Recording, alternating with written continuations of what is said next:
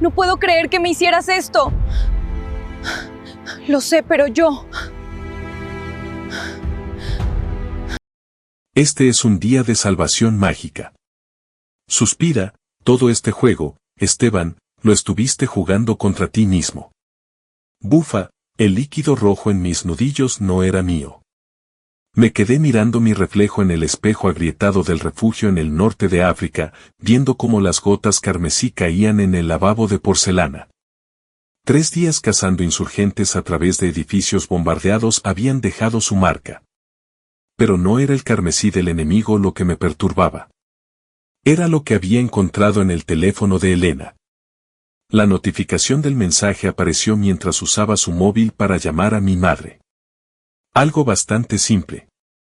Mi teléfono satelital estaba sin batería, y Elena siempre me decía que usara el suyo para las llamadas familiares. Pero cuando deslicé el dedo para abrir el marcador, lo vi, no puedo esperar a sentirte de nuevo. El despliegue de IS termina el mes que viene. Tenemos que ser cuidadosos. El nombre del remitente hizo que se me revolviera el estómago. Teo. Teo Valdés. Mi mejor amigo desde el entrenamiento básico. Mi compañero de escuadrón. El hombre que me sacó de 2 tiroteos y compartió su última ración conmigo en el desierto. El hombre en quien había confiado mi vida durante 8 años. El hombre que se acostaba con mi esposa. Dejé el teléfono con las manos más firmes de lo que tenían derecho a estar. 20 años de entrenamiento militar se activaron. Evaluar, analizar, actuar. Nunca dejes que la emoción nuble el juicio. Pero por dentro, algo oscuro y frío se extendía por mi pecho como veneno. La puerta del baño chirrió al abrirse. Cano, ¿estás listo? La voz de Teo traía ese acento familiar del sur. El coronel nos quiere para el informe en 10 minutos. Me di la vuelta, estudiando su rostro. La misma sonrisa torcida, la misma confianza natural, no había culpa en esos ojos castaños. No había vergüenza en la forma en que me dio una palmada en el hombro, como lo había hecho 1000 veces antes. Sí, estoy listo, dije. Pero no me refería al informe. Las siguientes horas pasaron en un torbellino de informes de misión y discusiones tácticas. El coronel Ramírez elogió nuestro trabajo. 17 insurgentes neutralizados. 3 arsenales destruidos. 0 bajas aliadas. Una operación de manual. Teo y yo nos sentamos uno al lado del otro en la sala de reuniones, como siempre. Pero todo había cambiado. Lo vi reírse de los chistes de Ramírez. Lo vi limpiar su fusil con el mismo cuidado meticuloso que siempre mostraba. Lo vi revisar su teléfono durante el tiempo de descanso. Probablemente escribiéndole a mi mujer. Planeando su próximo encuentro mientras yo sangraba por mi patria. La traición calaba más hondo que cualquier metralla que me hubiera alcanzado jamás. Esa noche, me acosté en mi litera, mirando el techo. A mi alrededor, el resto del escuadrón roncaba y se movía en sueños. Teo estaba 3 camas más allá, profundamente dormido. Podría caminar hacia allá ahora mismo, romperle el cuello antes de que siquiera despertara. Hacer que pareciera un accidente durante la patrulla de mañana. Pero eso sería demasiado fácil, demasiado rápido. Cano. El susurro provino de Ramírez, quien apareció al lado de mi litera como un fantasma. Acompáñame. Salimos a la fresca noche del desierto. Las estrellas se extendían por el cielo, ajenas a la violencia que ocurría debajo. Ramírez encendió un cigarrillo y me ofreció uno. Lo rechacé. Tu turno termina en 2 semanas, dijo él. ¿Planeas reengancharte? Aún no lo he decidido, señor. Tu esposa ha estado preguntando. Llamó a la base ayer. Quería saber cuándo estarías en casa. Parecía ansiosa. Apuesto a que lo estaba. Probablemente preocupada de que me enterara de su pequeño arreglo antes de que ella pudiera resolver cómo manejarlo. Me extraña, dije. Eso es bueno. Una buena mujer vale más que todas las medallas del mundo. Ramírez dio una larga calada. Sabes, tengo una operación más pendiente. Un objetivo de alto valor en un pueblo fantasma a unos 50 kilómetros al norte. Me vendría bien mi mejor equipo para ello. Teo y yo. Exactamente. ¿Qué dices? Una última misión juntos. Miré hacia esas estrellas, cada una fría, distante y perfecta. Sí, señor. No me lo perdería. Ramírez sonrió y me dio una palmada en la espalda. Excelente. El informe es a las 6 de la mañana. Descansa un poco. Pero el descanso era lo último en lo que pensaba. Mientras caminaba de regreso al barracón, mi teléfono vibró. Otro mensaje de Elena. Esta vez para mí. Te extraño tanto, amor. No puedo esperar a que vuelvas a casa. Te amo. La hipocresía era asfixiante. Escribí de vuelta, yo también te amo. Nos vemos pronto. Luego borré el hilo de mensajes y comencé a planear. El pueblo fantasma de Alzará se extendía ante nosotros como una fiebre febril. Alguna vez fue el hogar de 3000 personas, ahora no era más que edificios huecos y un silencio tallado por el viento. El lugar perfecto para que un objetivo de alto valor se ocultara. El lugar perfecto para otras cosas también. La inteligencia dice que está atrincherado en la antigua escuela, dijo Teo, ajustando su mira. Estábamos posicionados en una cresta que dominaba el pueblo. El sol de la mañana proyectaba sombras alargadas entre las ruinas. Mínimo 3 tangos, posiblemente más. Asentí, estudiando el terreno a través de mis binoculares. Alzará estaba distribuida en un patrón de cuadrícula. La calle principal corría de norte a sur. Calles más pequeñas se ramificaban como venas. Múltiples rutas de escape, múltiples oportunidades. Prueba de radio, dije por el intercomunicador. Base alfa a equipo fantasma. Los recibo claro, llegó la voz de Ramírez a través de la estática. Recuerden, necesitamos a este tipo vivo. Solo para inteligencia. Copiado, respondió Teo. Pulsé mi radio. En realidad, señor, estoy detectando algunas interferencias en la radio de Teo. Quizás convenga cambiar al canal de reserva. Negativo, Cano. Las comunicaciones están limpias por nuestra parte. Recibido. Solo soy precavido.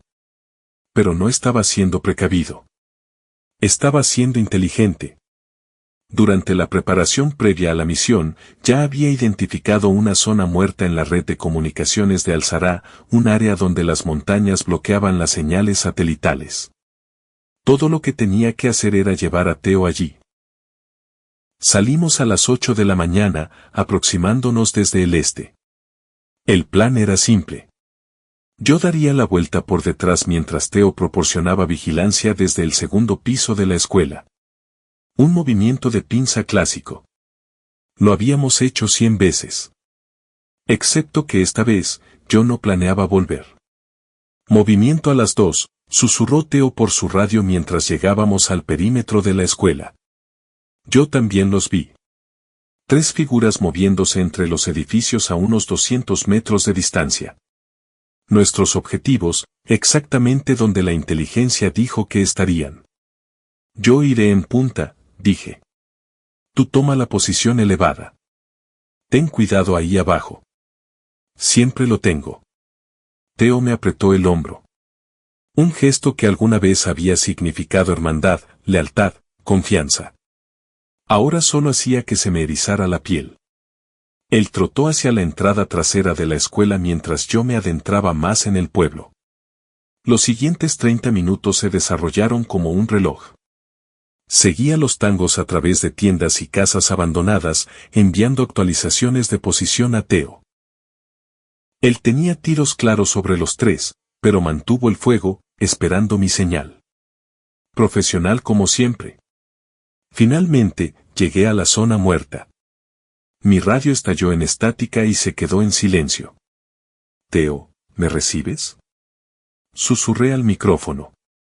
Nada más que ruido blanco. Perfecto. Regresé sobre mis pasos a través de un laberinto de muros colapsados y montones de escombros, acercándome a la escuela desde el norte. Teo estaría en el segundo piso, concentrado en los objetivos de abajo. Nunca me vería venir. El interior de la escuela era una tumba de polvo y sombras. Pupitres rotos cubrían los pasillos, su madera blanqueada por años de sol del desierto que entraba por las ventanas rotas. Dibujos infantiles aún colgaban de algunas paredes, descoloridos pero visibles. Rostros sonrientes y colores brillantes de un mundo que ya no existía. Encontré a Teo exactamente donde esperaba, cuerpo a tierra tras una ventana con su fusil apuntando a la calle. Su radio de reserva estaba a su lado, emitiendo la voz de Ramírez. Equipo Fantasma, informe. Perdimos contacto con Cano hace 5 minutos. Teo pulsó la radio. Sigo aquí, señor. Cano está en la zona muerta, lado este del pueblo. Debería tener contacto de nuevo en 10 minutos. Copiado. Mantengan posición. Lo observé durante un largo momento. Este hombre a quien había considerado un hermano. Este hombre que había salvado mi vida y ahora la estaba destruyendo. Se veía tan tranquilo, tan concentrado, simplemente haciendo su trabajo como el profesional que era. Como el profesional que yo también era. Moviéndome en silencio como el humo, me acerqué desde su punto ciego. El entrenamiento militar es algo hermoso. Te enseña exactamente cómo eliminar a alguien de forma silenciosa y eficiente. Pero eliminar a Teo no era el plan. Eso sería demasiado misericordioso. En su lugar, desactivé su radio principal con un pequeño dispositivo que había preparado, un inhibidor de señal disfrazado de batería. Luego, cambié su radio de reserva a una frecuencia que solo captaría estática. Finalmente, coloqué un pequeño rastreador GPS en su equipo, uno que transmitiría las coordenadas incorrectas. Cuando Ramírez intentara rastrearnos más tarde, parecería que Teo se había desviado de la misión, que se había vuelto rebelde, que quizás se había pasado al enemigo o simplemente había desertado de su puesto. Los tribunales militares habían condenado a soldados por menos. Estaba de vuelta en posición a los 20 minutos, mi radio volvió a la vida al salir de la zona muerta. Equipo Fantasma, aquí base Alfa. Situación. Aquí Cano. Reporto haber perdido contacto con Teo hace unos 15 minutos. Su radio murió justo después de que vi a los tangos moviéndose hacia la antigua mezquita. Recibido. ¿Puedes llegar a su posición? Negativo. Demasiado terreno abierto. Mantendré la vigilancia sobre los objetivos. Durante las siguientes 2 horas, envié información falsa a la base mientras cazaba metódicamente a nuestros objetivos reales. 3 insurgentes, exactamente como se informó. Los tomé con vida, atados con bridas y listos para la extracción. Luego pulsé mi radio. Base Alfa, objetivo asegurado. Pero tengo un problema. Adelante, Cano. Encontré el fusil y el equipo de Teo esparcidos cerca de la mezquita. Signos de lucha. Hay líquido vital en el suelo. El silencio se extendió por 10 segundos antes de que Ramírez respondiera. ¿Estás diciendo que Valdés ha sido comprometido? Eso parece, señor. Podría ser contacto enemigo. O podría ser otra cosa. Dejé que mi voz llevara la cantidad justa de reticencia. Señor, Teo ha estado actuando de forma extraña últimamente, muy reservado, y se rumoreaba que los insurgentes ofrecían mucho dinero por inteligencia española. Otra larga pausa. Cuando Ramírez habló de nuevo, su voz era como granito. ¿Está sugiriendo lo que creo que está sugiriendo? Solo informo lo que veo, señor. Soldado desaparecido, puesto abandonado, equipo esparcido, podría ser cualquier cosa. Pero ambos sabíamos cómo se veía. En una zona de guerra donde la lealtad podía comprarse y venderse, donde hombres desesperados tomaban decisiones desesperadas, la desaparición de Theo pintaba un cuadro muy específico. Una hora después, llegó la extracción. Subí al helicóptero solo, dejando atrás una escena del crimen cuidadosamente construida. Las placas de identificación de Theo, manchadas de carmesí y escondidas donde los equipos de búsqueda eventualmente las encontrarían. El cañón de su fusil lleno de arena para sugerir que había sido abandonado durante días. Su radio destrozada sin posibilidad de reparación. La evidencia contaba una historia. Theo Valdés había desaparecido durante una operación de rutina, posiblemente eliminado en combate, posiblemente rebelde. Sin un cuerpo ni testigos, la verdad nunca se sabría. Se convertiría en un fantasma, borrado de los registros oficiales y enterrado en archivos clasificados. Mientras el helicóptero despegaba, vislumbré el segundo piso de la escuela. Una figura se movió brevemente tras una de las ventanas. Theo, probablemente preguntándose qué demonios le había pasado a su compañero. Para cuando reuniera el valor para dejar su posición, yo ya estaría lejos y su radio solo emitiría estática. Que caminara de regreso a casa a través de 100 kilómetros de desierto hostil. Que les explicara a sus contactos insurgentes por qué un soldado español andaba solo y sin identificación. Que intentara convencer a cualquiera de que no era exactamente lo que parecía ser, un traidor y un desertor. Pero sobre todo, que desapareciera por completo del mundo de Elena. Sin llamadas de despedida, sin mensajes finales, sin un cierre. Solo un vacío de silencio donde solía estar su aventura amorosa. La primera fase de mi plan estaba completa. Ahora era el momento de volver a casa. Elena me estaba esperando en el aeropuerto con una sonrisa que podría haber derretido glaciares. Llevaba el vestido azul que le compré para nuestro aniversario, ese que hacía que sus ojos verdes parecieran esmeraldas. Su cabello castaño estaba perfectamente peinado, el maquillaje impecable. Parecía una mujer que había pasado horas preparándose para dar la bienvenida a su amado esposo. Parecía una mujer con algo que ocultar. Esteban. Se lanzó a mis brazos y, por un momento, la memoria muscular tomó el control. La sostuve cerca, aspiré su perfume familiar, sentí su corazón latiendo contra mi pecho. Por solo un segundo, casi olvidé lo que sabía. Luego se apartó y me miró a los ojos, y lo vi. El destello de culpa que no podía suprimir del todo. Te extrañé tanto, susurró. Yo también te extrañé, dije. Y no era del todo una mentira. Había extrañado a la mujer que pensaba que era. El viaje a casa hacia Pozuelo fueron 30 minutos de conversación cuidadosa. Preguntó por la misión, clasificada, mi salud, bien, cuando me darían de baja, 2 semanas. Yo pregunté por su trabajo, atareada con los exámenes finales, por su hermana, aún saliendo con aquel perdedor. Nuestros vecinos, los García, se habían divorciado. Charla normal de pareja casada. Silencios cómodos llenos de música en la radio. Si no hubiera sabido lo que sabía, podría haber creído que todo estaba exactamente como debería estar. Pero lo sabía. Nuestra casa estaba al final de la calle de los Olmos, un chalet modesto de 2 plantas con persianas blancas y un porche rodeando la fachada. El sueño español en forma suburbana.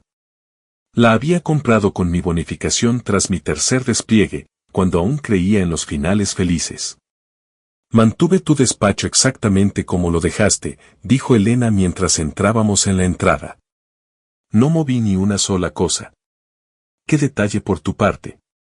Bueno, ya me conoces. Respeto el espacio de un hombre. La ironía era demoledora. Por dentro, todo parecía normal. Los mismos muebles, las mismas fotos familiares sobre la chimenea, el mismo montón de facturas sobre la encimera de la cocina. Pero ahora lo veía todo con ojos nuevos, buscando señales de la traición que había estado ocurriendo bajo mi propio techo. ¿Tienes hambre?, preguntó Elena, moviéndose ya hacia la cocina. Hice tu estofado favorito con esas patatitas que tanto te gustan. Suena perfecto. La observé cocinar, notando cómo evitaba mis ojos cada vez que pensaba que no la miraba. Cómo revisaba constantemente su teléfono. Cómo saltaba ligeramente cuando vibraba con notificaciones. Probablemente preguntándose por qué Teo aún no la había llamado. La cena fue una obra maestra del teatro suburbano. Hablamos de todo y de nada. Sus alumnos, mis planes para la vida civil, si finalmente deberíamos cambiar el grifo que gotea en el baño de invitados. Elena interpretó a la perfección el papel de esposa devota, haciendo todas las preguntas correctas, riendo con mis historias, estirando la mano sobre la mesa para tocar la mía. Pero la pillé mirando su teléfono cuando pensaba que yo estaba concentrado en la comida. ¿Esperas alguna llamada?, pregunté casualmente. Ella se sobresaltó. ¿Qué? Oh, no, solo miraba la hora. Tengo algunos exámenes que corregir esta noche, aunque sea viernes. Preparación para las pruebas de nivel. Ya sabes cómo es. Asentí como si eso tuviera perfecto sentido, luego me disculpé para ir al baño. Pero en lugar de subir, me escabullí al garaje y recuperé un dispositivo que había pedido por internet durante mi última semana en el extranjero. Un clonador de señal de telefonía móvil. Electrónica de grado militar disponible para cualquiera con los contactos adecuados y suficiente dinero. Me tomó 30 segundos sincronizarlo con el teléfono de Elena desde la cocina. Ahora, cada llamada, mensaje y notificación de aplicación se reflejaría en un teléfono desechable en mi bolsillo. Su vida digital estaba oficialmente bajo vigilancia. El primer mensaje interceptado llegó a las 11:47 p.m. Justo cuando nos preparábamos para dormir. ¿Dónde estás? No he sabido de ti en 3 días, empiezo a preocuparme. Elena estaba en el baño cepillándose los dientes cuando entró. Observé su rostro a través del espejo mientras revisaba su teléfono, vi la confusión y la creciente preocupación. Escribió de vuelta, no lo sé. Algo debe haber pasado. Su teléfono va directo al contestador. La respuesta fue inmediata, quizás solo está siendo cuidadoso. Ya está de vuelta en casa. Sé que esto es muy difícil. Odio mentirle. No será para siempre. Solo tenemos que encontrar el momento adecuado. Dejé mi teléfono desechable a un lado y me metí en la cama junto a mi esposa. La mujer que odiaba mentirme. La mujer que planeaba dejarme por mi mejor amigo en cuanto encontraran el momento adecuado. ¿Todo bien?, pregunté mientras ella se deslizaba bajo las mantas. Solo cansada. Ha sido un día largo. Ya, yo también. Se acurrucó contra mi costado, con la cabeza en mi pecho como lo había hecho 1000 veces antes. En la oscuridad, pude sentir cómo su respiración se ralentizaba gradualmente hacia el sueño. Pero cada pocos minutos se movía inquieta, y supe que estaba pensando en Teo, preguntándose dónde estaba, preocupándose por su futuro juntos. Que se preocupara, porque mañana comenzarían los juegos de verdad. Las siguientes 2 semanas transcurrieron en una rutina cómoda que habría parecido perfectamente normal para cualquier observador externo. Pasé mis días gestionando los papeles de la baja y adaptándome a la vida civil. Elena iba al trabajo, volvía a casa, corregía exámenes y veía la televisión conmigo por las noches, una familia militar modelo ajustándose a la vida post-despliegue. Pero bajo la superficie, yo estaba llevando a cabo la misión de reconocimiento más importante de mi carrera. Cada mañana, después de que Elena se fuera al colegio, me retiraba a mi despacho, un dormitorio convertido en la segunda planta que ella había evitado respetuosamente durante mi despliegue. Ella pensaba que yo estaba actualizando mi currículum y buscando trabajo. En realidad, estaba construyendo un archivo de inteligencia exhaustivo sobre la aventura de mi esposa. El dispositivo de clonación de teléfonos resultó inestimable. A través de sus mensajes de texto, supe que la relación entre Elena y Teo había comenzado hacía 8 meses, tras un encuentro casual en el supermercado. Se habían estado viendo 2 veces por semana en un hostal a las afueras de la ciudad, siempre los martes por la tarde, cuando Elena afirmaba tener reuniones de claustro, y los sábados por la mañana, cuando supuestamente salía a correr. También descubría sus cómplices. Su mejor amiga, Raquel, lo sabía todo. Había estado cubriendo a Elena, proporcionando coartadas e incluso prestándole su coche en las ocasiones en que temían que el mío pudiera ser visto en el hostal. Los mensajes de Raquel estaban llenos de ánimos y consejos románticos, tratando la infidelidad de mi esposa como si fuera una especie de romance de cuento de hadas. Te mereces ser feliz, le había escrito Raquel. Esteban ha estado fuera tanto tiempo y Teo realmente se preocupa por ti.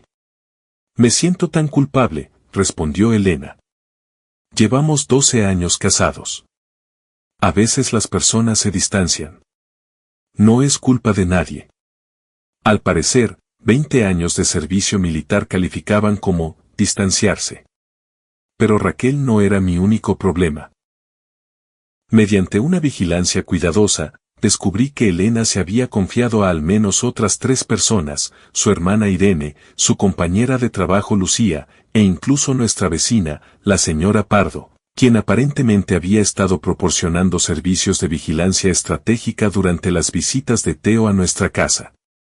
Nuestra casa, donde él había estado durmiendo en mi cama, comiendo comida que yo había pagado, probablemente riéndose de lo tonto que era yo. El alcance de la traición era asombroso. En la superficie, interpreté el papel de marido ignorante a la perfección.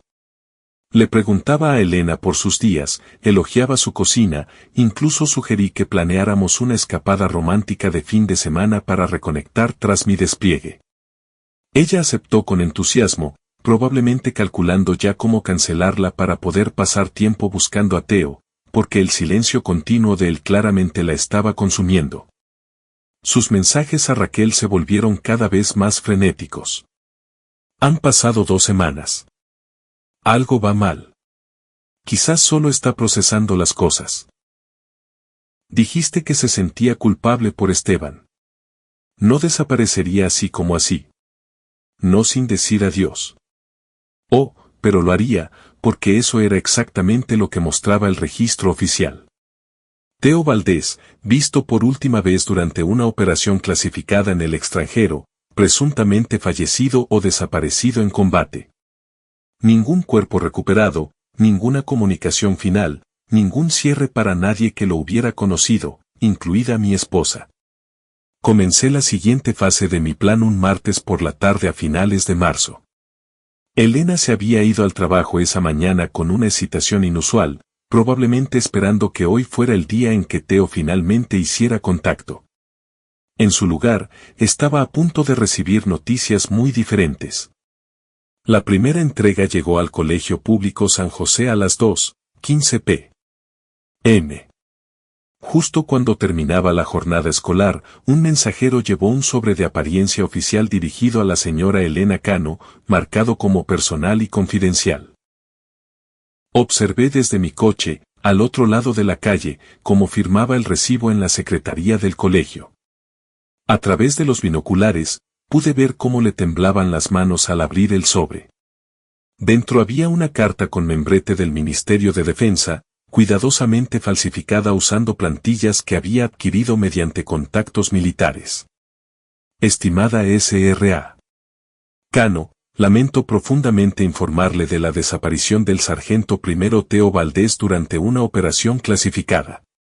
Aunque el sargento Valdés figura actualmente como desaparecido en combate, quería ponerme en contacto con usted personalmente dada su estrecha amistad con su marido. Su esposo ha solicitado que esta información permanezca bajo confidencialidad a la espera del resultado de nuestra investigación. Por favor, acepte mis condolencias durante este difícil momento. Atentamente, Coronel María Ramírez, Operaciones de la Fuerza Conjunta.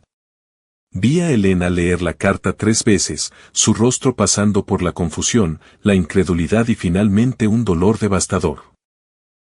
Se agarró a su escritorio para apoyarse y luego se sentó pesadamente en su silla. Su mundo acababa de colapsar y no podía decirle a nadie por qué. La belleza del plan radicaba en su simplicidad. Elena no podía llorar públicamente sin revelar su relación con Theo. No podía hacer preguntas sin levantar sospechas.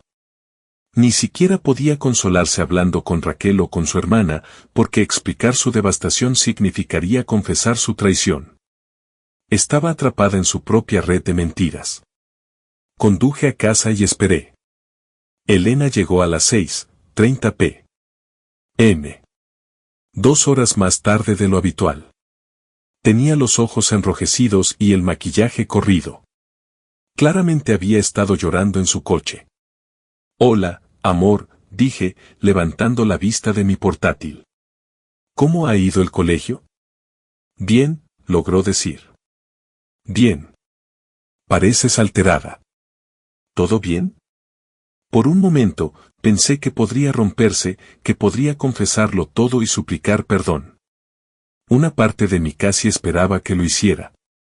Habría facilitado mucho todo lo demás. En su lugar, forzó una sonrisa. Solo un día largo. Creo que me estoy incubando algo. Quizás deberías descansar. Puedo pedir una pizza para cenar. Eso suena bien. Desapareció escaleras arriba y oí cerrarse la puerta del baño con pestillo. A través de mi equipo de vigilancia, monitoreé su teléfono mientras intentaba desesperadamente llamar al número de Theo. Directo al contestador, exactamente como yo lo había programado. Intentó enviar mensajes: por favor, llámame. Necesito saber que estás bien. Tengo miedo. Por favor, solo dime que estás vivo. Te amo. ¿Dónde estás? Cada mensaje desaparecía en el vacío digital que yo había creado. Esa noche, Elena permaneció despierta junto a mí durante horas. Podía sentir la tensión irradiando de su cuerpo, oír sus sollozos ahogados cuando pensaba que yo dormía. Estaba de luto por la muerte de su amor secreto, y tenía que hacerlo en completo silencio.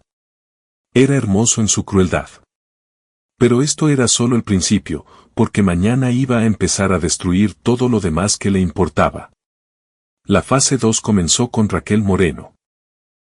Raquel vivía en un paraíso suburbano a 6 kilómetros de nuestra casa.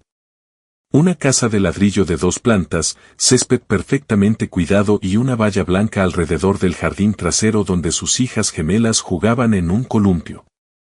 Había estado casada con David Moreno durante 15 años. Un matrimonio construido sobre la confianza, la comunicación y los valores compartidos, todo lo cual hacía que su traición a esos valores fuera particularmente satisfactoria de explotar.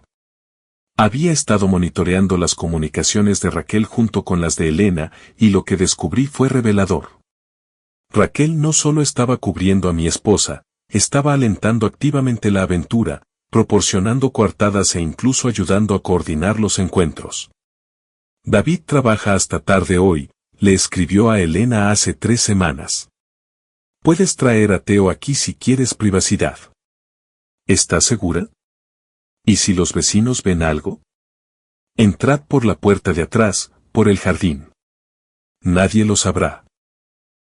Así que Raquel había invitado al amante de mi esposa a su hogar familiar, donde vivían y jugaban sus hijas, donde su marido, ajeno a todo, pagaba la hipoteca y confiaba en que su mujer honrara sus votos matrimoniales. Era hora de devolverle el favor.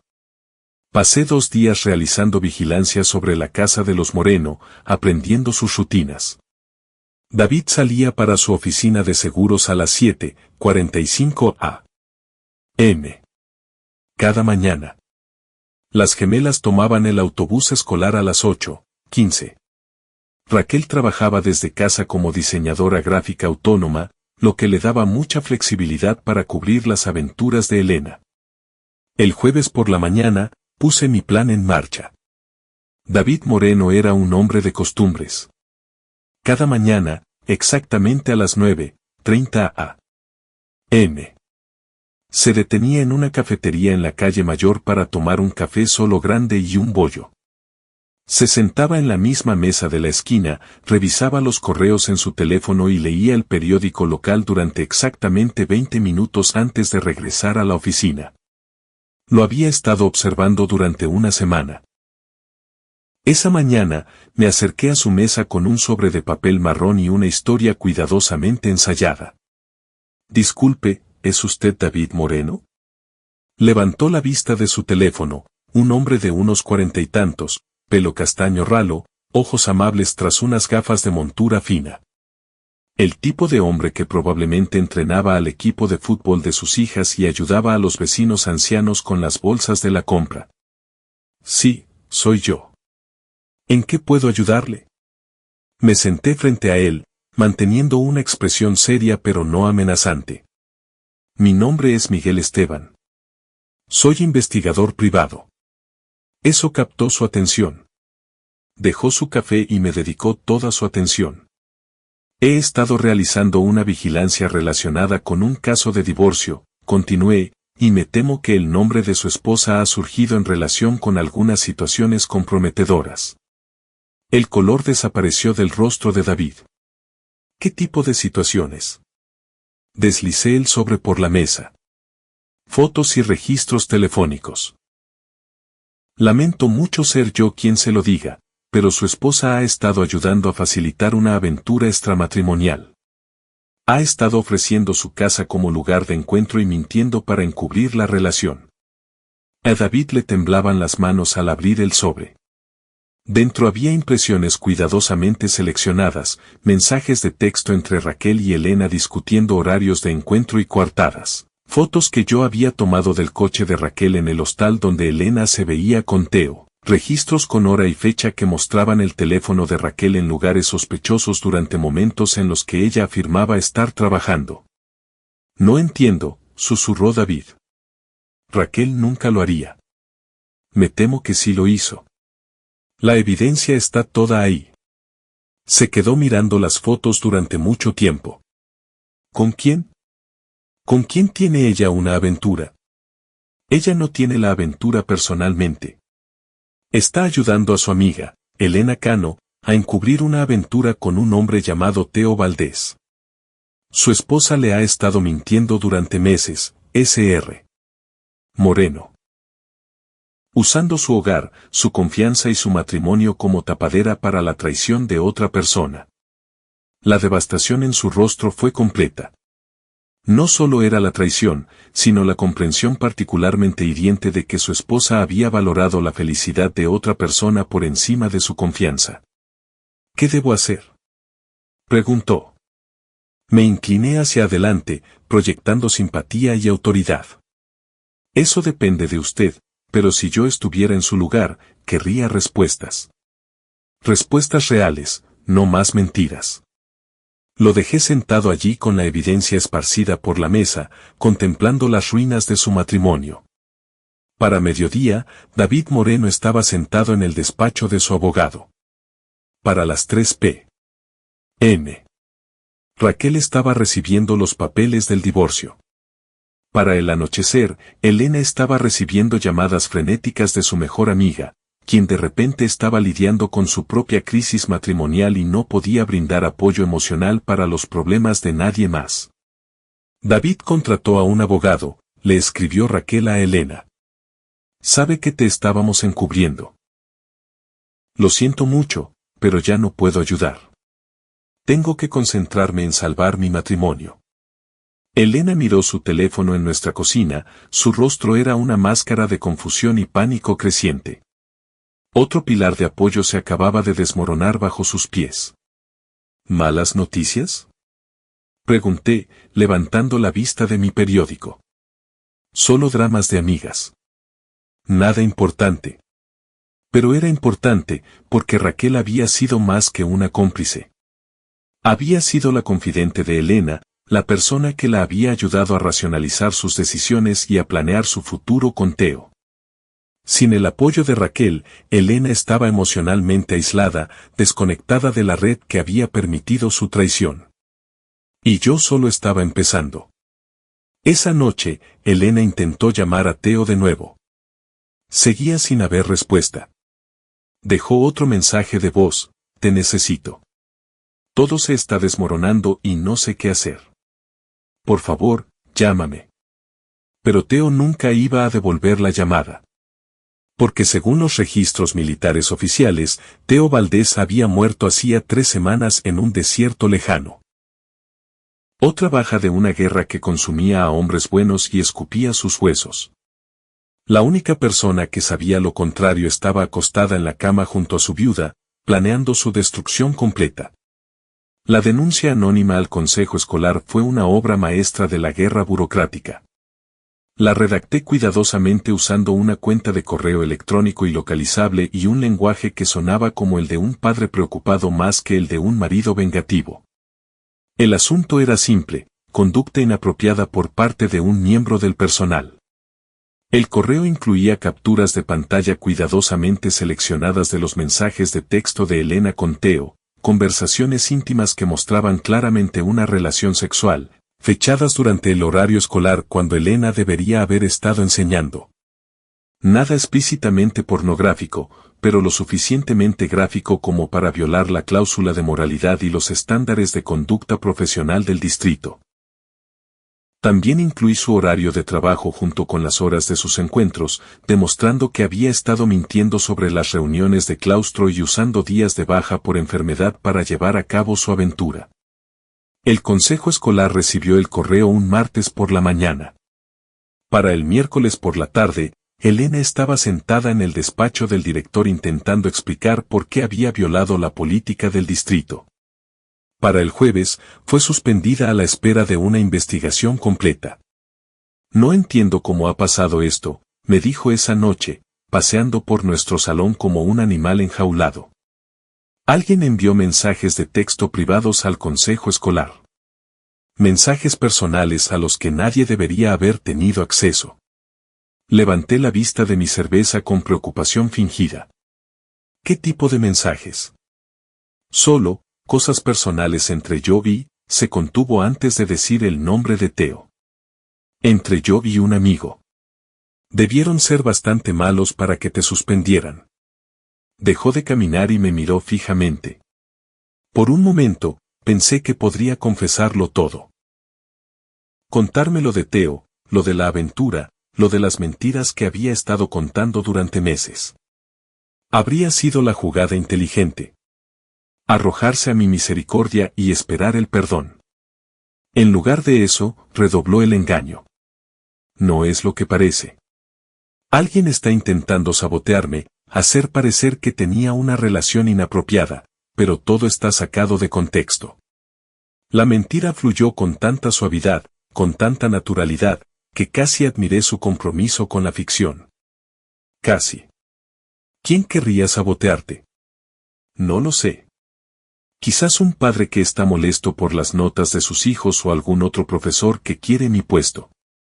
Ya sabes lo mezquina que puede ser la gente, ¿verdad? Mezquina. Elena pasó la siguiente semana en un estado de pánico apenas controlado. Su trabajo estaba en peligro, su mejor amiga no le hablaba y el hombre por el que lo había arriesgado todo había desaparecido sin explicación. Llamaba al trabajo inventando citas imaginarias y luego pasaba horas conduciendo por la ciudad buscando señales de Teo, revisando su antiguo apartamento, visitando lugares en los que habían estado juntos. Nunca lo encontró, por supuesto, porque el hombre que buscaba existía ahora solo en sus recuerdos. Pero sus búsquedas no pasaron desapercibidas. Guillermo Pardo, nuestro vecino y sargento de la policía local, me lo mencionó mientras ambos revisábamos el correo una tarde. Vi a Elena conduciendo por la zona del Hostal del Río ayer, dijo casualmente. Pensé que quizás estaban buscando alojamiento para invitados o algo así. ¿Invitados? Ya sabes, cuando vienen tus padres. Ese sitio es bastante barato. Podría estar bien para pasar la noche. Me hice el tonto. Elena no mencionó nada sobre un hostal. Quizás quedó con alguna amiga para comer cerca de allí. Los instintos de policía de Guillermo estaban claramente alerta, pero era demasiado educado para indagar más. Parecía extraño, ¿sabes? Estuvo sentada en el aparcamiento unos 20 minutos simplemente mirando alrededor. Se lo preguntaré. Pero no necesitaba preguntar. Sabía exactamente por qué Elena había estado sentada en ese aparcamiento, mirando el hostal donde había pasado tantas tardes de martes y mañanas de sábado con mi mejor amigo. Estaba tratando de dar sentido a su desaparición, quizás esperando que él apareciera para un último adiós. La esperanza era algo cruel a lo que aferrarse. Esa misma semana, intensifiqué la presión financiera. Elena siempre se había encargado de nuestras gestiones bancarias, una responsabilidad que yo le había delegado gustosamente durante mis despliegues militares. Ella pagaba las facturas, administraba nuestros ahorros, gestionaba la hipoteca y los pagos del seguro. Era un sistema que funcionaba perfectamente cuando confiaba en ella. Ahora, se convirtió en un arma. Usando mi autoridad legal como titular de la cuenta conjunta, transferí discretamente nuestros ahorros a una nueva cuenta a la que Elena no podía acceder. Luego denuncié su tarjeta de débito como robada y la anulé. Cuando intentó pagar la compra ese fin de semana, la tarjeta fue rechazada. Hay algo raro en nuestra cuenta, me dijo esa noche, con la voz tensa por el estrés. Mi tarjeta no funciona y no puedo entrar en la banca online. ¡Qué extraño! Mañana consultaré con el banco. Por supuesto, cuando llamé al banco, ya sabía exactamente lo que me dirían. Se había detectado actividad sospechosa en la cuenta, lo que requería medidas de seguridad reforzadas. Nada que no pudiera resolverse, pero tomaría varios días verificar todo el papeleo. Varios días durante los cuales Elena no tendría acceso a nuestro dinero. Dicen que es solo una retención de seguridad, le informé. Debería estar solucionado para la semana que viene. Pero la semana siguiente trajo nuevos problemas. El banco necesitaba documentación adicional. Había formularios que rellenar, procedimientos de verificación que completar, retrasos burocráticos que se extendieron de días a semanas. Elena se vio obligada a pedir dinero prestado a su hermana solo para comprar comida. La mujer que había estado planeando dejarme por otro hombre ahora dependía financieramente de mi buena voluntad y paciencia. La ironía era deliciosa. Esto es una locura, dijo una noche, agitando un montón de formularios bancarios. Es nuestro dinero. ¿Por qué es todo tan complicado? Regulaciones bancarias, dije encogiéndome de hombros. Medidas de seguridad antiterrorista. Ya sabes cómo es. Pero Elena era lo suficientemente inteligente como para intuir que algo no iba bien. Podía verlo en la forma en que me observaba a veces, como si estuviera intentando resolver un rompecabezas. Las coincidencias se acumulaban, sus problemas laborales, el divorcio de Raquel, los problemas con el banco, la desaparición de Teo. Para alguien que no estuviera consumido por la culpa y el pánico, podría haber parecido un ataque coordinado. Por suerte para mí, Elena estaba muy consumida por la culpa y el pánico. El punto de ruptura llegó un jueves lluvioso de abril. Había estado monitoreando las llamadas de Elena y sabía que finalmente se había armado de valor para contactar directamente con la base militar, afirmando ser una amiga de la familia preocupada por el bienestar de Valdés. La conversación con el oficial de guardia duró exactamente 4 minutos y 23 segundos. Llegó a casa esa tarde pareciendo haber visto un fantasma, lo cual, en cierto modo, era cierto. Esteban, dijo, encontrándome en el salón. Necesito decirte algo. Mi pulso se aceleró. Era el momento. El momento en que finalmente se rompería. ¿Qué pasa? Pregunté, silenciando la televisión. Se sentó frente a mí, con las manos temblorosas. He oído algo hoy sobre Teo. Teo.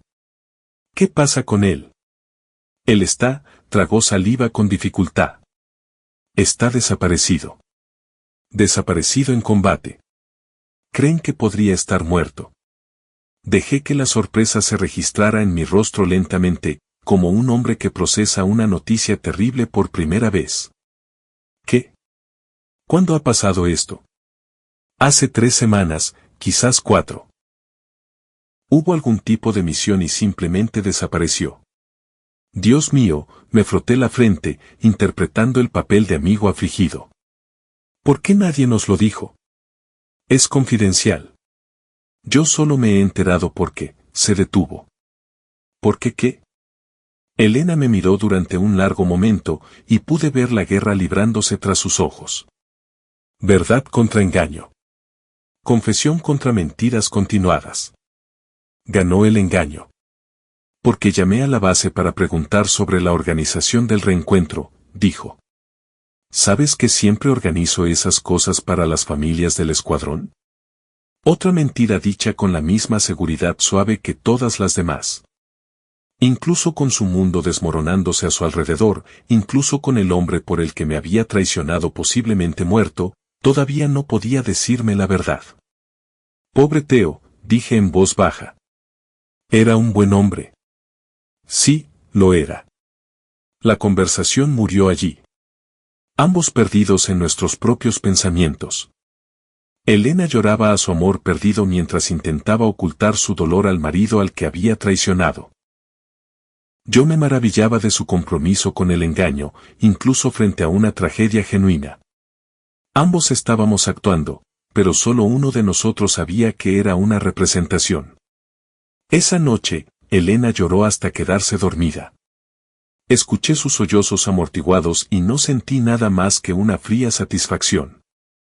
Finalmente estaba experimentando una fracción del dolor que me había causado, la traición, la pérdida y la rabia impotente. Pero esto era todavía solo el aperitivo. El plato principal estaba por llegar. Las imágenes de vigilancia eran granulosas pero inconfundibles. Había estado monitoreando las cámaras de seguridad en varios lugares de la ciudad durante semanas, utilizando contactos de mi pasado en inteligencia militar para acceder a señales que no eran precisamente de dominio público. La mayor parte era rutinaria, Elena conduciendo al trabajo, yendo al supermercado, reuniéndose con su hermana para tomar café. Pero las imágenes de ayer del aparcamiento del Hostal del Río eran diferentes. A las 3:47 p.m. Un hombre con gorra de béisbol y chaqueta oscura había pasado por delante de la cámara 7, dirigiéndose hacia la entrada trasera del hostal. El ángulo no permitía un plano facial claro, pero su complexión, su forma de caminar, la manera en que llevaba el hombro izquierdo ligeramente más alto que el derecho, todo resultaba familiar. Demasiado familiar. Mejoré la imagen utilizando un software que había adquirido por canales poco oficiales. El rostro seguía siendo confuso, pero surgieron otros detalles. Una pequeña cicatriz en la mano izquierda del hombre, visible mientras alcanzaba el pomo de la puerta. Una forma distintiva de favorecer su pierna derecha, resultado de una antigua lesión de entrenamiento. Detalles que solo alguien que hubiera servido junto a Theo Valdés reconocería. La sangre se me heló.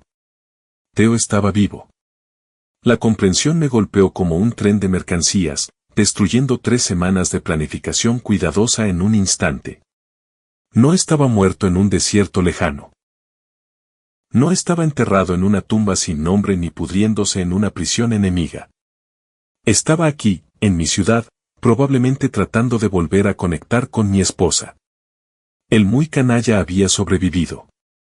Pasé las siguientes 6 horas revisando cada fragmento de metraje de vigilancia al que podía acceder, rastreando los movimientos del hombre misterioso por el centro de Pozuelo. Había sido cuidadoso, manteniendo siempre la cabeza baja, evitando las avenidas principales, manteniéndose en los puntos ciegos siempre que era posible. Pero, cuidadoso, no era perfecto. A las 4:23 p.m. Se detuvo en una cabina telefónica fuera de la antigua ferretería. La llamada duró 90 segundos.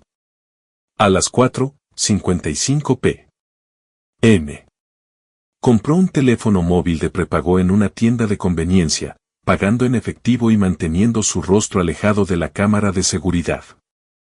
A las 6:12 p.m. Desapareció en la zona boscosa detrás del Parque del Retiro. Técnica profesional. El tipo de maniobras de evasión que habíamos aprendido en las fuerzas especiales, las que Theo conocía de memoria. Pero si Theo estaba vivo, ¿por qué no había contactado con Elena? ¿A qué venía esa elaborada desaparición? ¿Y cómo demonios había sobrevivido tras ser abandonado en un pueblo fantasma sin identificación, sin transporte y sin apoyo? A menos que, la posibilidad me golpeó como un impacto físico. ¿Y si Theo no hubiera sido abandonado en absoluto? ¿Y si hubiera planeado su propia desaparición, usándome como cómplice involuntario? ¿Y si toda la misión hubiera sido una trampa desde el principio? Mi mente corría a través de las posibilidades. Theo podría haber contactado con insurgentes locales antes de nuestra operación, acordado una extracción a cambio de inteligencia. Podría haber estado planeando fingir su muerte y desaparecer con Elena, comenzando una nueva vida lejos de la justicia militar y de los maridos furiosos. El idiota me había engañado. Pero si ese era su juego, había cometido un error crítico. Había vuelto a Pozuelo, de vuelta a mi territorio, donde yo tenía todas las ventajas. Era hora de recordarle por qué eso era una mala idea. Pasé el resto de la noche preparándome. Recuperé equipo militar del almacén, limpié y cargué las armas, probé y posicioné el equipo de vigilancia. Si Theo quería jugar a ser un fantasma, yo le enseñaría cómo era un espectro de verdad. La caza había comenzado. El teléfono desechable sonó a las 2:17 a.m. Llevaba 6 horas despierto, monitoreando los escáneres policiales y las cámaras de tráfico, esperando cualquier señal de movimiento en la zona boscosa del parque. La pantalla mostraba el número que había estado esperando, el teléfono de prepago que Theo había comprado esa tarde. Dejé que sonara 4 veces antes de responder. Diga. Hola, Esteban. La voz era inconfundiblemente la suya. Ese acento que había escuchado durante 8 años de despliegues y ejercicios de entrenamiento. ¿Sorprendido de saber de mí? Se podría decir que sí. La mayoría de los muertos no hacen llamadas telefónicas. Se rió entre dientes, un sonido carente de calidez. Ya, bueno, parece que los informes sobre mi muerte han sido muy exagerados. ¿Quieres contarme cómo sobreviviste a una caminata de 100 kilómetros por territorio hostil sin identificación y sin apoyo? Quizás deberíamos discutir eso en persona. ¿Estás libre mañana por la noche? La audacia era asombrosa. ¿Quieres quedar? ¿Después de lo que hiciste?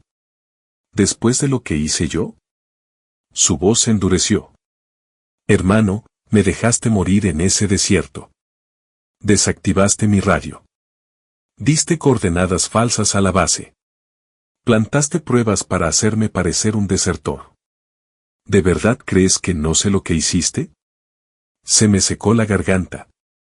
Lo sabía. De alguna forma imposible, había descifrado mi plan. No sé de qué me hablas. Claro que no. Igual que no sabes nada sobre las cuentas bancarias de tu mujer congeladas, o sus problemas en el trabajo, o esa denuncia anónima al consejo escolar. Un trabajo muy profesional, Esteban. Casi como si lo hubieras aprendido de alguien que enseñaba recolección de inteligencia. El teléfono se sentía resbaladizo en mi mano. Si sabes todo eso, ¿por qué llamas? Porque tenemos que arreglar esto de hombre a hombre.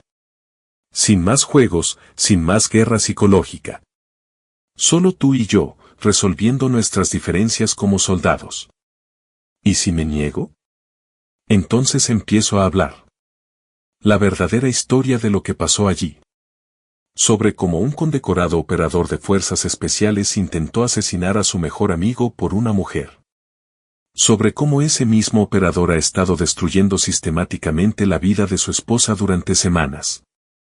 La amenaza era clara. Destrucción mutua asegurada.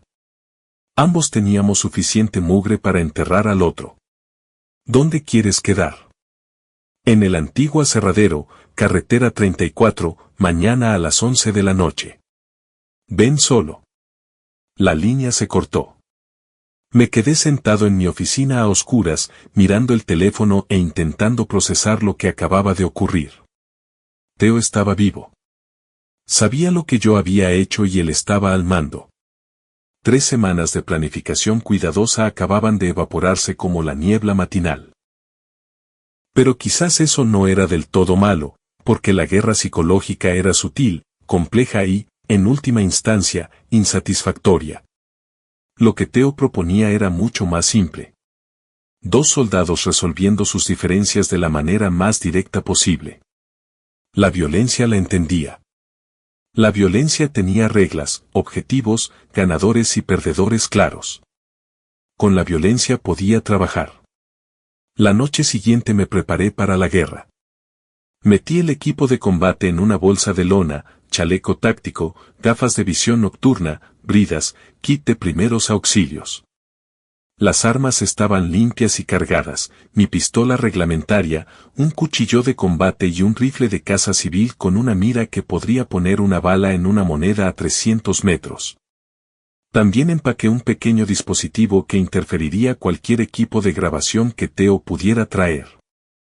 Esta conversación iba a quedar entre nosotros. El trayecto hasta el aserradero tomó 40 minutos por carreteras rurales sinuosas. Llegué temprano y pasé 20 minutos vigilando el área a través de la mira de mi rifle. El aserradero había sido abandonado hacía 15 años, su armazón esquelético se alzaba contra el cielo nocturno como los huesos de una bestia masiva. El lugar perfecto para una conversación privada. La camioneta de Teo ya estaba allí, aparcada detrás del edificio principal. Pude verlo silueteado contra una de las ventanas rotas, esperando con la paciencia de un soldado profesional. Aparqué a 100 metros y me acerqué a pie, moviéndome entre las sombras con sigilo practicado. Había elegido bien el lugar de encuentro. Múltiples rutas de escape, buenas líneas de visión, mucha cobertura. Pero yo también conocía el terreno, había cazado en estos bosques de adolescente. Ya es suficiente cerca, Cano, llamó Teo cuando estaba a 15 metros. Me detuve y salí a la luz de la luna, con las manos visibles pero listo para moverme. Estaba de pie en un muelle de carga, vestido de civil pero con botas de dotación militar. Su rostro era más duro de lo que recordaba, curtido por lo que fuera que hubiera experimentado el último mes. «Te ves bien para ser un muerto», dije. El desierto fue educativo. No hay nada como una larga caminata por territorio hostil para darte perspectiva sobre la vida. ¿Cómo lo lograste? Él sonrió sin humor. Resulta que ser abandonado por tu mejor amigo es una motivación excelente para sobrevivir. También resulta que algunos de esos insurgentes que tanto te preocupaban son en realidad personas bastante razonables una vez que les explicas que no eres el enemigo. Así que desertaste. Hice lo que tuve que hacer para seguir vivo, igual que tú hiciste lo que creíste que tenías que hacer para destruir mi vida. Nos miramos fijamente a través del muelle de carga. 2 hombres que alguna vez habían sido hermanos, ahora enemigos en todo excepto en la sangre derramada. ¿Por qué no contactaste con Elena?, pregunté. Porque quería ver qué hacías tú primero.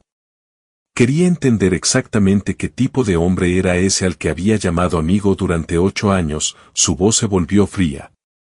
Resulta que eres del tipo que prefiere cometer un asesinato antes que tener una conversación honesta con su mujer. Y tú eres del tipo que prefiere acostarse con la mujer de su amigo antes que buscarse la suya propia. Buen punto. La admisión me pilló desprevenido. Había esperado negaciones, justificaciones, excusas, no un simple reconocimiento. ¿Y ahora qué?, pregunté. Ahora arreglamos esto. Pero primero, quiero que sepas algo. Elena intentó terminarlo. 3 semanas antes de que volvieras del despliegue, me dijo que se había acabado. Dijo que no podía seguir mintiéndote. Que no podía seguir traicionando su matrimonio. Las palabras me golpearon como impactos físicos. Mientes. Revisa sus registros telefónicos del 15 de marzo. Me llamó 7 veces ese día, suplicándome que lo entendiera. Me dijo que te amaba, que lo que teníamos era solo confusión, soledad. Iba a confesarlo todo en cuanto llegaras a casa. Pedirte perdón. Mi cabeza daba vueltas. Entonces, ¿por qué no lo hizo? Porque volviste actuando como el marido perfecto. Cariñoso, atento, planeando fines de semana románticos. No pudo obligarse a destruir esa felicidad con su confesión. Así que decidió simplemente dejar que muriera. Dejar que lo nuestro muriera. Pero seguía escribiéndote. Vi los mensajes. Estaba intentando decir adiós correctamente, explicar por qué te elegía a ti por encima de mí. La mujer a la que has estado torturando durante semanas estaba en realidad intentando salvar tu matrimonio. La verdad me golpeó como un mazo en el pecho.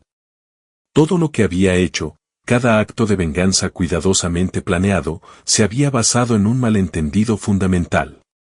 Elena no había estado planeando dejarme. Había estado planeando quedarse, y yo había destruido su vida por ello. Mientes, repetí.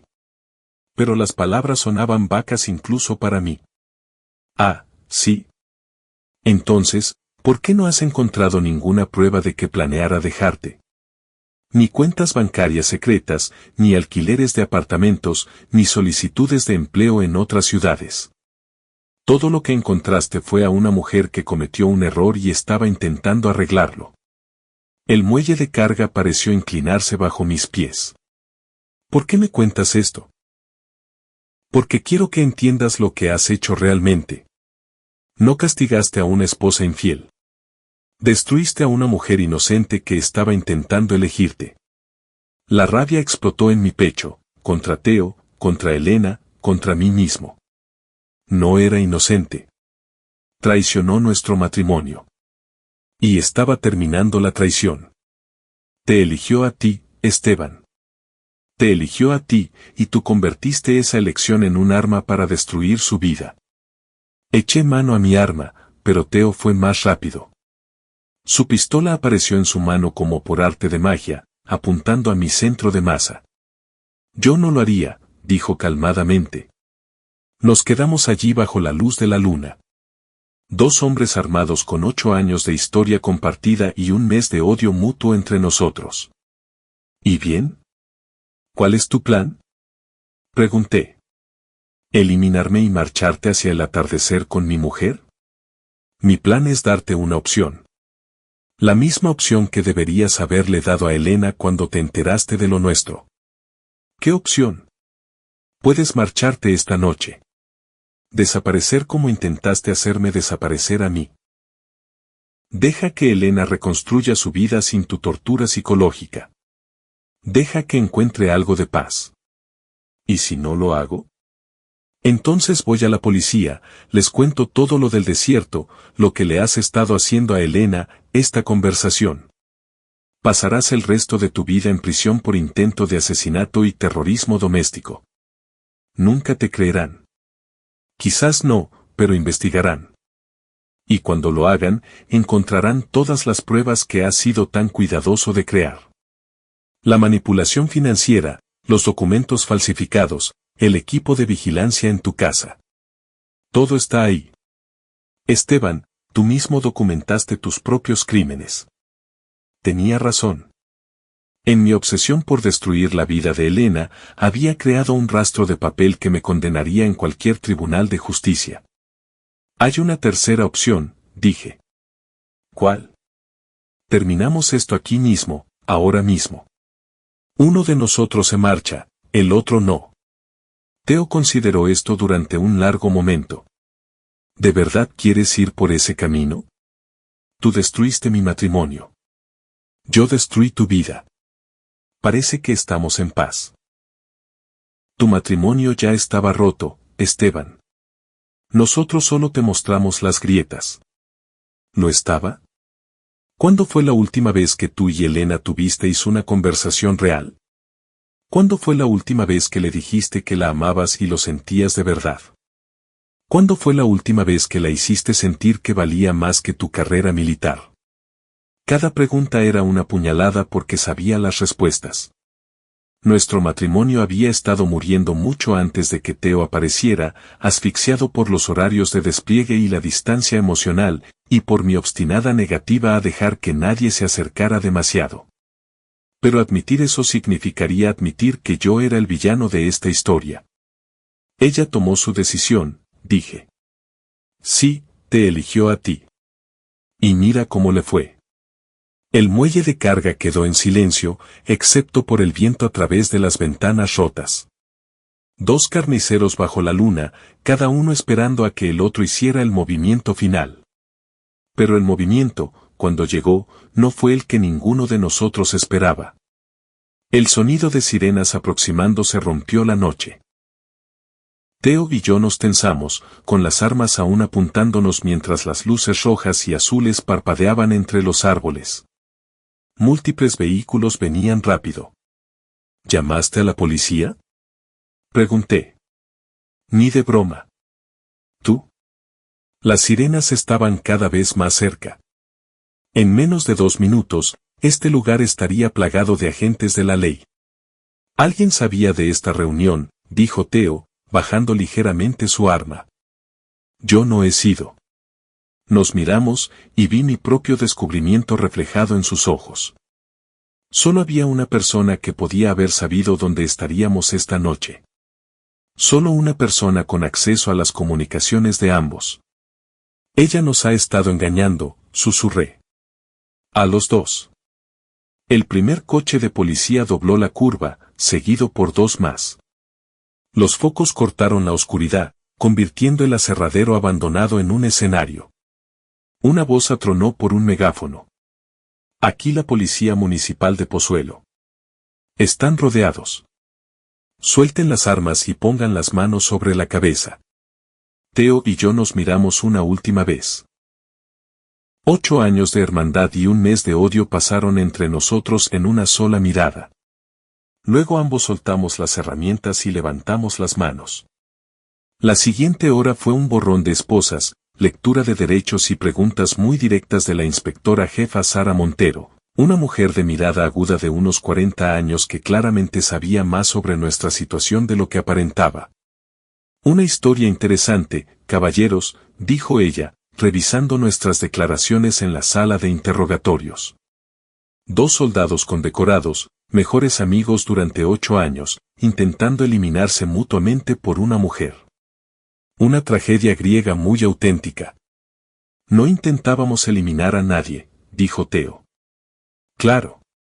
Solo estaban teniendo una charla amistosa con armas cargadas en un edificio abandonado a medianoche. Pasa todo el tiempo.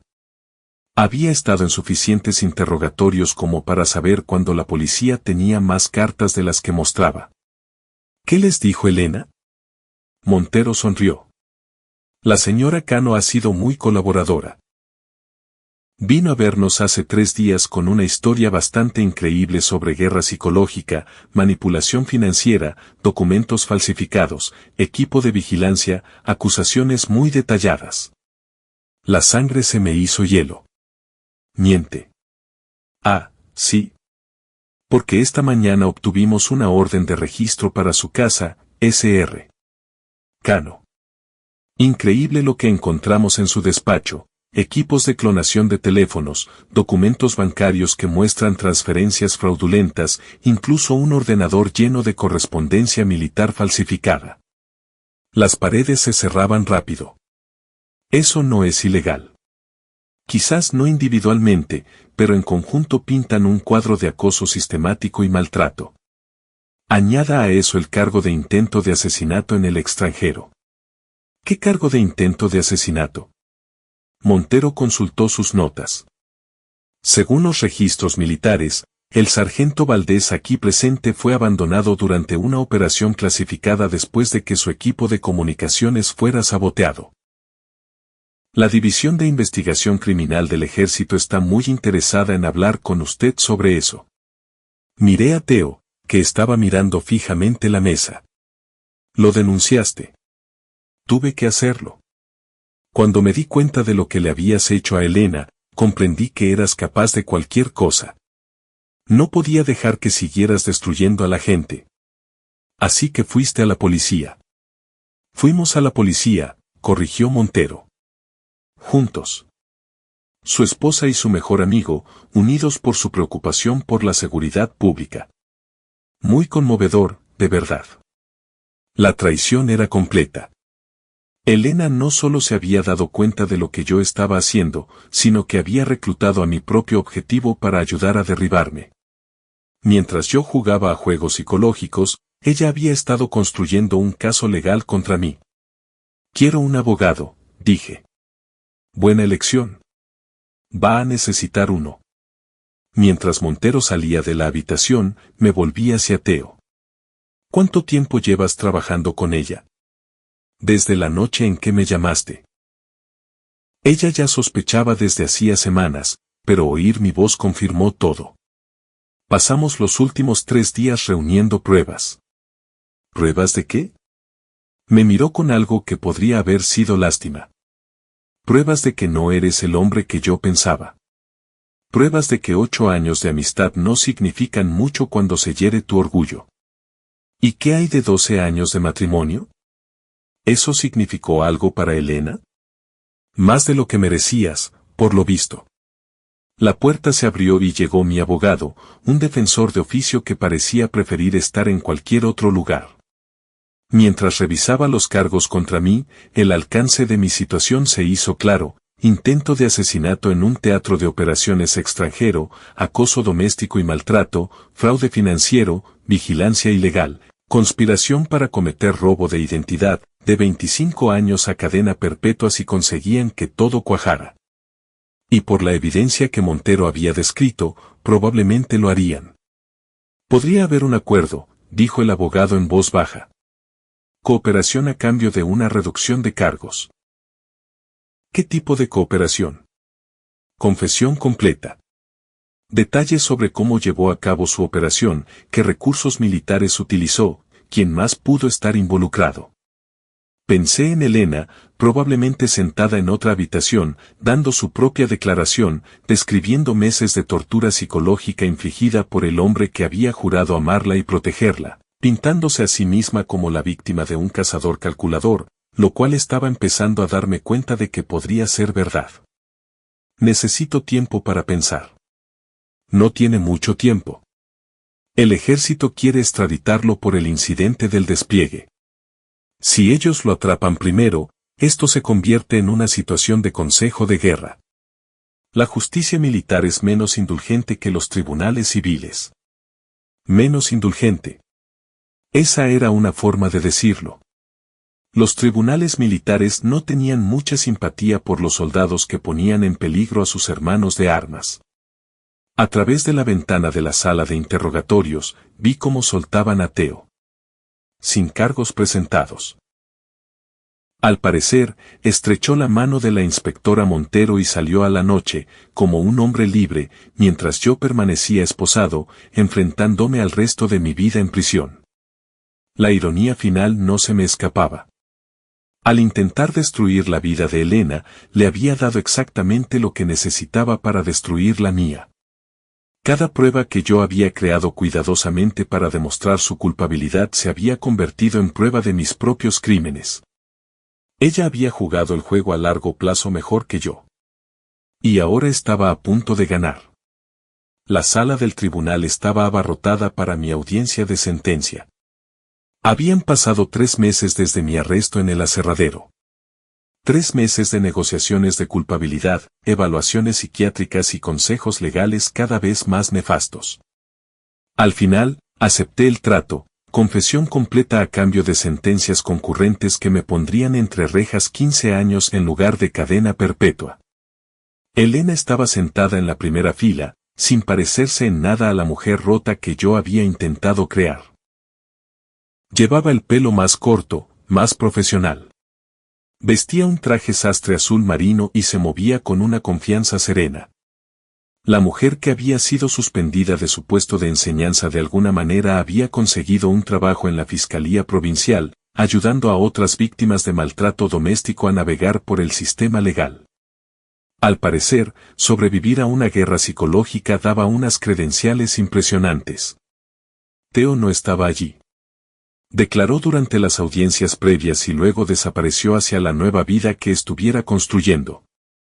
Había oído que trabajaba en seguridad privada en algún lugar del sur, pero ya no me importaba. La jueza, una mujer severa de unos 60 años llamada Patricia Valdés, revisó mi expediente con evidente disgusto. Señor Cano, dijo, en 30 años en este estrado, rara vez he visto una campaña tan calculada de maltrato psicológico. Utilizó su entrenamiento y recursos militares para destruir sistemáticamente la vida de una mujer que confiaba en usted. Puso en peligro a un compañero soldado por celos mezquinos. Manipuló sistemas legales y financieros por venganza personal. Permanecí en posición de firmes, sin decir nada. No había nada que decir. La fiscalía ha descrito sus acciones como terrorismo doméstico y me inclino a estar de acuerdo. Usted convirtió el amor y la confianza de su esposa en un arma contra ella, transformando su propio hogar en un campo de batalla donde ella luchaba contra un enemigo que no podía ver. Elena lloraba silenciosamente en la primera fila. No por mí, me di cuenta. Por el hombre que pensaba que yo era, el marido al que había intentado salvar terminando su aventura. Ese hombre se había ido, reemplazado por la cáscara vacía que estaba ante el tribunal. Sin embargo, continuó la jueza Valdés, también soy consciente de que su servicio militar incluyó múltiples despliegues y exposición a traumas de combate. Aunque esto no justifica sus acciones, proporciona contexto para el deterioro psicológico que llevó a estos crímenes. Trauma de combate, TEPT, la defensa que mi abogado había construido en torno a mis acciones, convirtiéndome de cazador en víctima. No era falso exactamente, pero tampoco era toda la verdad. La verdad era más simple y fea, yo ya era un necio mucho antes de que el combate me rompiera. La guerra simplemente me dio mejores herramientas para expresarlo. Por lo tanto, le sentencio a 15 años en una prisión federal con posibilidad de libertad condicional después de 10 años. También se le requerirá someterse a terapia psicológica y se le prohibirá cualquier contacto con la víctima tras su liberación. El mazo cayó con finalidad. Mientras los agentes me llevaban encadenado, capté la mirada de Elena por última vez. Ya no lloraba. Solo me observaba. Su rostro era una máscara de tristeza serena. No por lo que yo me había convertido, comprendí. Sino por lo que siempre había sido bajo el uniforme, las medallas y la imagen de honor cuidadosamente construida. Un hombre pequeño y mezquino que prefería destruir antes que perdonar. A los 5 años de mi sentencia, recibí una carta. El remitente era local, Pozuelo de Alarcón, pero la letra no era la de Elena. Estuve a punto de tirarla sin abrirla, pero la curiosidad venció. Querido Esteban, espero que esta carta te encuentre bien. Sé que no nos despedimos en buenos términos, pero quería que supieras que Elena y yo nos casamos el mes pasado. Nada ostentoso, solo una pequeña ceremonia con su familia. Pensé que deberías oírlo de mí antes que por chismes de prisión o viejos amigos comunes. Sé que probablemente ya no te importa, pero quería que supieras que somos felices. Realmente felices. Elena está bien. Terminó su licenciatura en Derecho y ahora trabaja para un grupo de defensa de víctimas. Ayuda a personas que han pasado por lo que ella pasó. Es buena en eso. Quizás porque entiende lo que se siente al tener a alguien en quien confías volviéndose contra ti. No escribo esto para herirte. Escribo porque creo que mereces saber que ella está bien, que sobrevivió a lo que le hiciste y construyó algo mejor al otro lado. Espero que algún día tú también puedas encontrar ese tipo de paz. Cuídate, Teo. Leí la carta 3 veces, luego la rompí en trozos pequeños y los tiré por el inodoro. A través de la ventana de mi celda, podía ver las colinas en la distancia, de un verde intenso bajo el cielo de verano. En algún lugar allá afuera, Elena estaba construyendo una nueva vida con el hombre que había elegido, ayudando a otras víctimas, usando su experiencia para sanar en lugar de dañar. Mientras tanto, Yo me sentaba en una caja de hormigón contando los días para la condicional y preguntándome si quedaba algo del hombre que solía ser. La respuesta, sospechaba, era no. Pero quizás eso estaba bien. Quizás algunas cosas no podían redimirse, solo reemplazarse. Quizás algunas personas no merecían segundas oportunidades. Cerré los ojos e intenté dormir, soñando con desiertos lejanos, escuelas abandonadas y el sonido de mi esposa llorando en la oscuridad mientras yo planeaba su destrucción. Incluso en sueños, no podía escapar de lo que me había convertido.